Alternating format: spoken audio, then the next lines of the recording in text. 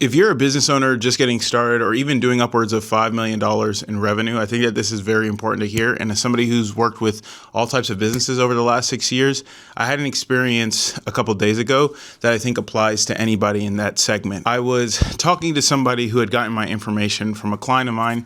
And when I was talking to them, they were asking me about some things that they were looking to do in their marketing department, such as like a lead management system, landing page building, like all of this stuff.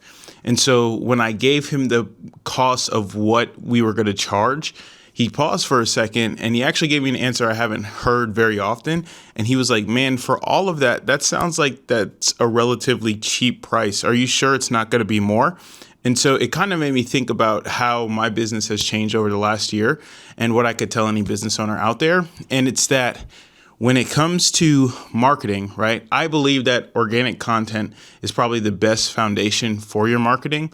But the fact of the matter is you never want to overspend in any aspect of marketing, because if you overspend, you can't use those resources to amplify the other stuff. And so if I break this down for you, I think a lot of times what happens is in the past, people have spent $5, $10, $20,000 for websites, and then now they don't have any money to run SEO or run Google ads to go to the website, right? Or they spend $10, $20,000 or $5,000 in content, and now they don't have any money to spend in paid advertising to amplify the organic content. And so I think that when it comes to marketing for any business, it's important that you understand that one sector of marketing isn't necessarily going to 100% fuel everything you're doing.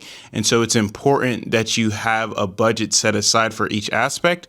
But it's also important that you're cost effective in each of those aspects of marketing, because at the end of the day, there's multiple pieces that go into a full marketing system for a business. And if you spend too much money in one section, unfortunately, you won't have any budget or any bandwidth to spend in another section. And that oftentimes is where the constraint's at. If I give you a more tactical example, in the home services, a lot of them are demand fulfillment. And so, for example, if you spend all of your money or a lot of your budget on website design, well, when it comes time for SEO and Google Ads, you're not going to have a budget to actually amplify and utilize what you've done, right? Because at the end of the day, I think a lot of people don't realize that, like, when it comes to marketing, like I said, as a whole, you need all of the pieces of the wheel to work in order to move the ball forward. And so I wanted to come on here and tell any business owner that, because at the end of the day, if you spend too much in one aspect of marketing, you won't be able to utilize another aspect. So the best thing you can do is make an investment, but make a cost-effective investment with the end in mind, knowing that you're going to have to put other money and other parts of your budget into other aspects of marketing to make the whole engine move forward and move in a powerful way.